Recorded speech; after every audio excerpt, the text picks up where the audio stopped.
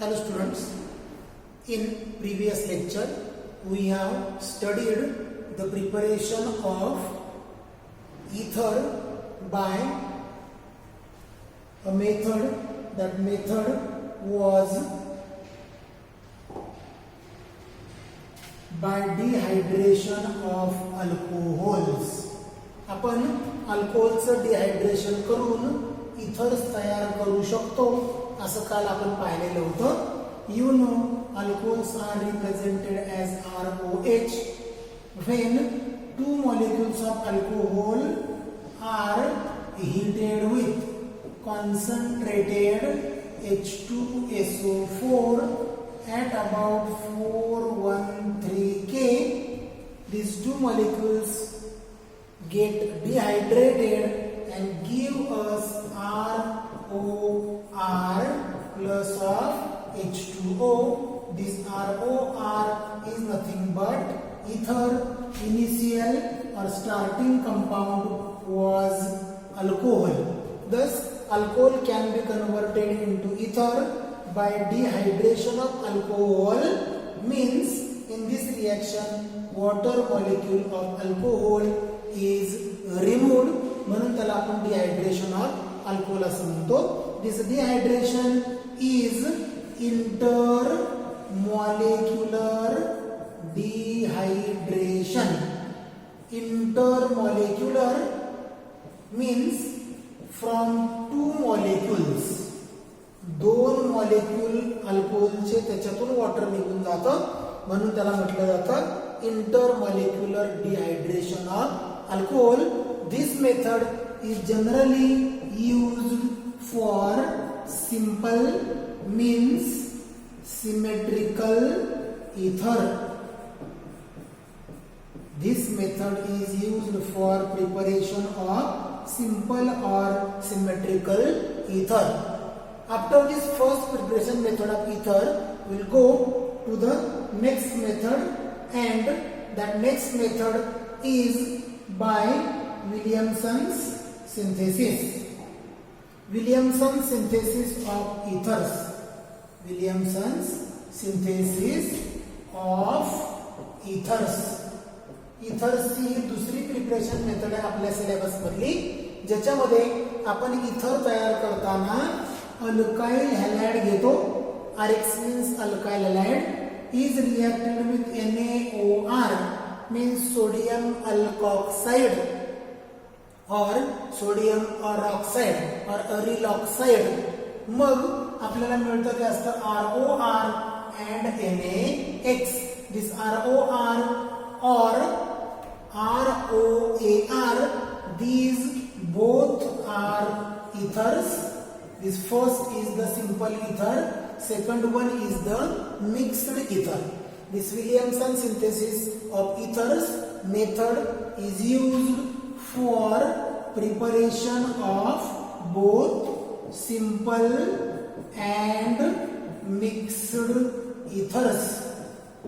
This method is used for preparation of simple and mixed ethers, and in this method generally this alkyl halide is used as simpler molecule or it is used as primary alkyl halide. म्हणजे इथं जे आपण alkyl halide वापरतो तो molecule simpler पाहिजे, साधा पाहिजे किंवा प्रायमरी अल्काइल हॅलाइड पाहिजे. And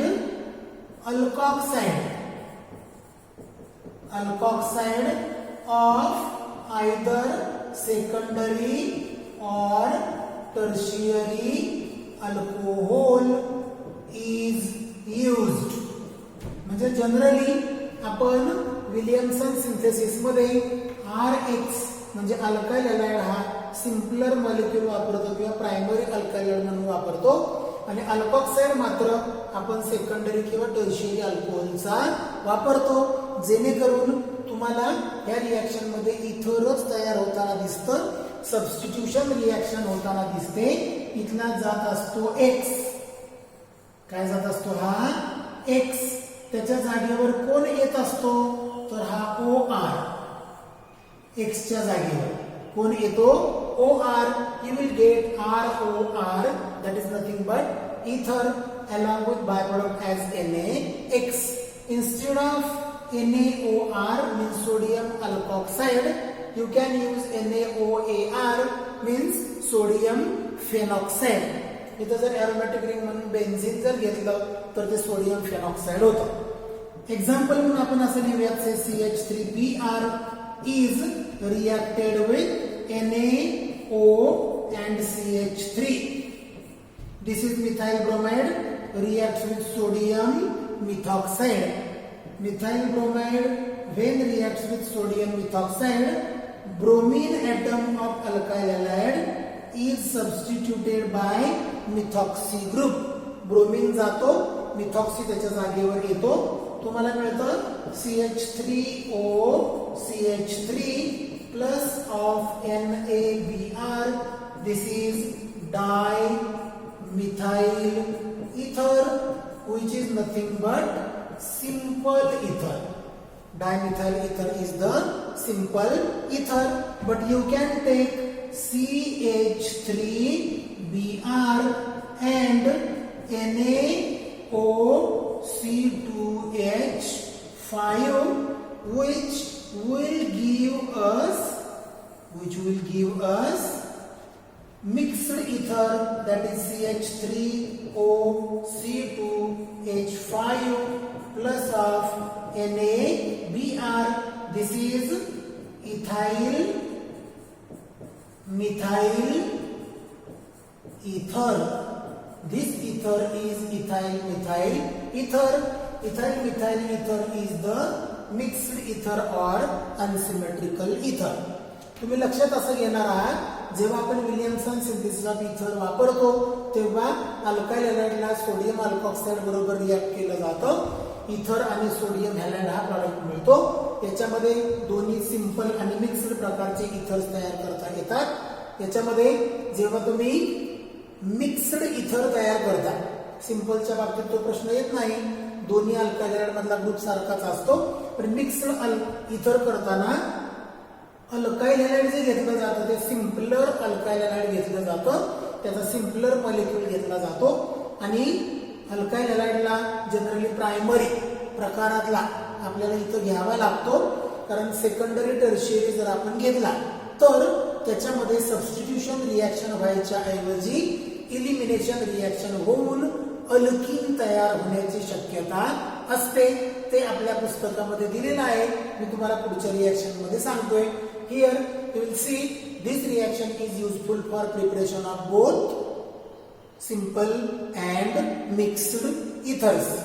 After this reaction, we will go to the further part, that is the reaction in which mixed ether is prepared. Suppose if I take like this CH3Br means methyl bromide reacted with NaOC, then CH3, CH3 and CH3. This is methyl bromide, primary alkyl halide, reacts with sodium tertiary butoxide.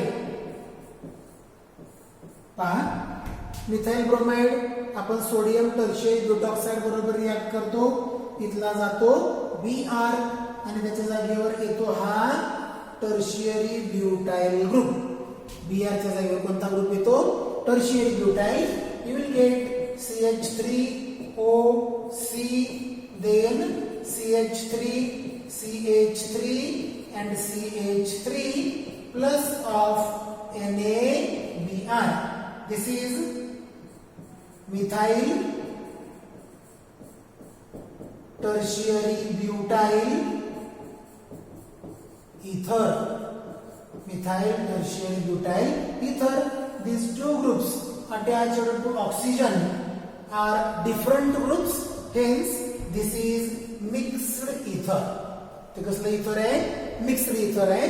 याचा जर reverse आपण केलं, म्हणजे जर आपण असं घेतलं CH3 C CH3 CH3 आणि Br this is tertiary butyl bromide आणि जर आपण अल्कॉक्साइड वापरला NaOCH3 तर हा जो OCH3 ग्रुप आहे अल्कॉक्सी ग्रुप आपण म्हणतो किंवा अल्कॉक्साइड असं आपण त्याला म्हणतो तो या Brच्या जागेवर यायच्या ऐवजी तो काय करतो या टर्शियरी ब्युटाइल ब्रोमाइडला इलिमिनेशन रिएक्शन किंवा डिहायड्रो हॅलोजनेशन रिएक्शन साठी भाग पाडतो मग हा Br जातो एका कार्बनवरचा त्याच्या जवळच्या कार्बनवरचा काय जातो H मग तुम्हाला असं मिळू शकतं CH3 डबल बॉन्ड CH2 इथून HBr निघालं त्याचं होतं NaBr आणि अल्कोहोल मिळतं CH3OH here alkene is obtained which is not expected इथं अल्कीन मिळतं जे आपल्याला अपेक्षित नाही आपल्याला काय अपेक्षित होतं आपल्याला इथर अपेक्षित होतं आणि इथर तयार होण्यासाठी आपल्याला म्हणून विलियमसन सिंथेसिस मध्ये प्रायमरी अल्काइल हॅलाइड घ्यायचा किंवा अल्काइल हॅलाइड सिम्पलर घ्यायचा आणि अल्कॉक्साइड मात्र सेकंडरी किंवा टर्शियरी अल्कोहोलचं घ्यायचं this is the reaction named as Williamson's synthesis of ether. There is always question in examination for 2 marks. Write note on Williamson's synthesis of ethers. तर Williamson synthesis of ether मध्ये एवढा part आपल्याला दिलेला होता. After this will go to the next part that is the physical properties of ethers.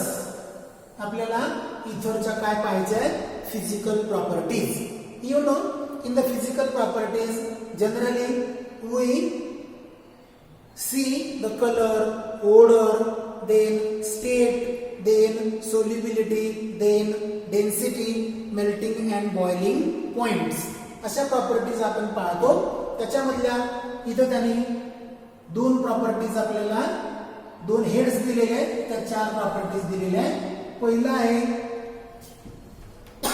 Physical state and boiling point. Physical state means you know मराठीत त्याला आपण म्हणतो भौतिक स्थिती किंवा भौतिक अवस्था म्हणजे ते इथर्स कोणत्या स्टेट मध्ये आढळतात सॉलिड का लिक्विड का गॅस. दुसरं त्याचे बॉइलिंग पॉइंट्स असं म्हटलेलं आहे जरी म्हणताना तसं म्हटलं असलं तरी त्याचा स्मेल पण त्याच्यामध्ये दिलेला आहे. See dimethyl ether is the first member of ether and diethyl ether is the next one. These two are in gaseous state. dimethyl ether आणि diethyl ether हे दोघं गॅसियस स्टेट मध्ये आपल्याला आढळतात. Other are colourless liquids.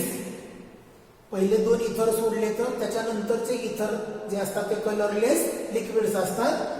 They have pleasant smell त्यांना चांगला वास असतो आल्हाददायक असा वास असतो आपल्याला वास घेतल्यावर छान वाटेल असं त्याला वास असतो पहा. त्याच्यानंतर lower ethers are highly volatile. Volatile means whose boiling points are low when kept in air they go in the air they vaporize immediately. त्यांचे बॉइलिंग पॉइंट कमी असतात म्हणून त्याला व्होलाटाईल असं म्हटलं जातं. ज्यांचे बॉइलिंग पॉइंट जास्त असतात त्यांना नॉन व्होलाटाईल असं म्हटलं जातं. They are highly inflammable. Inflammable म्हणजे पेट घेणारे. हे जे इथर्स आहेत ते त्वरित पेट घेतात त्यामुळे त्याला हायली इनफ्लेमेबल असं म्हणतात. Boiling points of ethers show gradual increase with increase in molecular मास.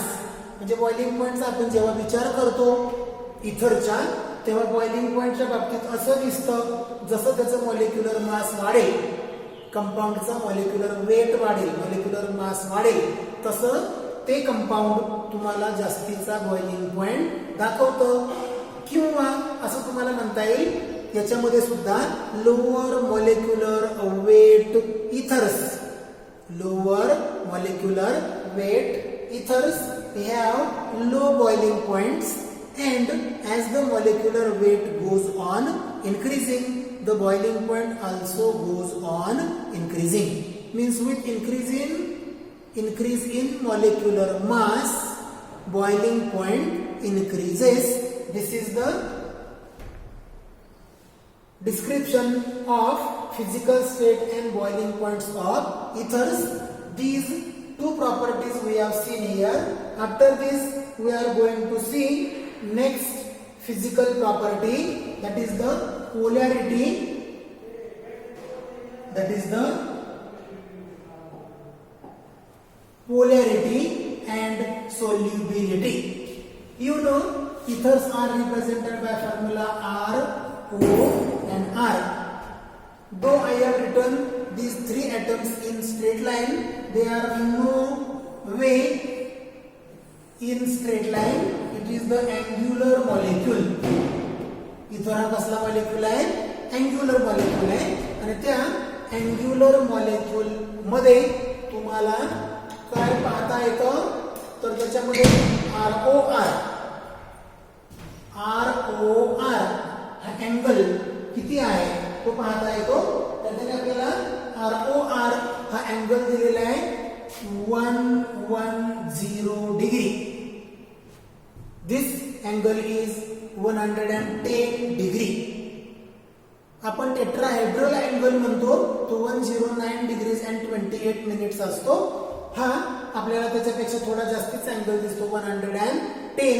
इथर जे असतात त्या इथरना डायपोल मोमेंट असते. म्हणजे हा R आणि हा R दोघे त्या ओला जे जोडलेले आहेत ते या ओला जोडलेले जे दोन अल्काइल ग्रुप्स आहेत त्या अल्काइल ग्रुपच्या नेचरवर ठरतं की तो सिंपल असणार आहे का मिक्स्ड असणार आहे. आणि या इथर मध्ये तुम्हाला नेट डायपोल मोमेंट असताना दिसते. They have given us since COC bond angle is 110 and not 180, the bond dipole moment of two CO bonds do not cancel each other. हे जर असं असतं एका ओळीत तर ह्याचा आणि याचा जो डायपोल मोमेंटचा पार्ट असेल तो एकमेकाला कॅन्सल करतो. पण हे लिनियर मॉलिक्यूल नसून अँग्युलर मॉलिक्यूल असल्यामुळं तिथं नेट डायपोल मोमेंट राहते जी 1.38D अशी वेगवेगळ्या पुस्तकांमध्ये दिलेली आहे. तुम्हाला पाहता येऊ शकतं नेटला. तर याला 1.18D डायइथाइल इथरची डायपोल मोमेंट दिलेली आहे त्यांनी. दिस डायइथाइल इथर has dipole moment 1.18D. There is question in examination for MCQ, what is the dipole moment of diethyl ether? It is 1.18D. तुम्हाला सांगता यायला पाहिजे. After this they have given polarity. Weak polarity of ethers does not affect their boiling point. तर इथर मधली जी polarity आहे ती boiling पॉइंटला अफेक्ट करताना दिसत नाही. या इथर्स मध्ये जे आपण बॉइलिंग पॉइंट्स पाहतो इथरचे ते कंपेरेबल अदर कंपाऊंड सारखेच असतात. म्हणजे साधारणतः मी जर अल्केन एखादं घेतलं, इथर घेतलं आणि अल्कोहोल घेतलं ज्यांचे मॉलिक्युलर मासेस नियरली सेम आहेत, अल्केन इथर अल्कोहोल ज्यांचे मॉलिक्युलर मासेस नियरली सेम आहेत त्यांचे बॉइलिंग पॉइंट सुद्धा नियरली काय राहतात, सेमच राहतात, बदलत नाहीत. अल्कोहोल हा पोलर मॉलिक्यूल असतो ROH. अल्केन हा नॉन पोलर मॉलिक्यूल असतो. इथर हा थोडासा पोलर तुम्हाला पाहायला मिळू शकतो ROR मुळे. पण इथं तुम्हाला त्याच्यामध्ये काय सांगायचंय तर अल्केन इथर आणि अल्कोहोल कंपेरेबल मॉलिक्युलर मासेसचे जर आपण घेतले तर त्यांचे बॉइलिंग पॉइंट नियरली काय राहतात, same. They have given us molecular masses of N10 methyl pentyl ether and N hexyl alcohol 100, 102 and 102. boiling points are 371, 373. Alcohol has higher boiling point. This alcohol has higher boiling point as it contains intermolecular hydrogen bonding. ज्या compound मध्ये intermolecular hydrogen bonding असतं त्याचे boiling point जास्त असतात कारण ते hydrogen bonding तोडायला जास्तीची एनर्जी लागते. इथं या दोघांचे बॉइलिंग पॉइंट्स नियरली काय असतात सेम असतात. These two have nearly same boiling point, but alcohol have higher boiling points because they show intermolecular hydrogen bonding. After this, further part is that the solubility. You know the compound which form hydrogen bond with water, compound which form H bond with water is generally soluble in water. जे compound पाण्याबरोबर hydrogen bond तयार करतं ते पाण्यामध्ये soluble असतं. Alcohols are soluble in water. Solubility goes on decreasing as molecular weight increases. Here we are going to see about ethers. What about ethers? Here ethers are sparingly soluble or less soluble in water, but they are completely soluble in organic solvents. They have given us the hydrogen bonding in case of ether and water. ROR, this is ether. When comes in contact with water,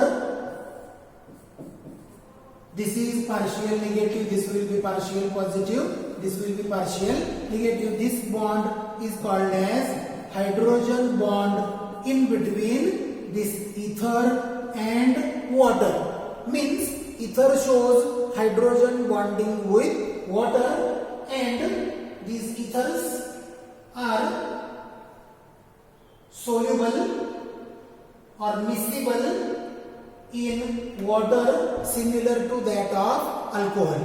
इथर हे पाण्यामध्ये miscible असतात किंवा soluble असतात कारण ते पाण्याबरोबर काय तयार करतात हायड्रोजन बॉन्ड तयार करतात.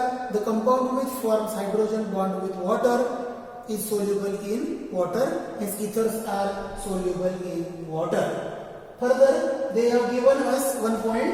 For example, alcohol have respective miscibilities of 7.5 and 9 gram per 100 gram of water.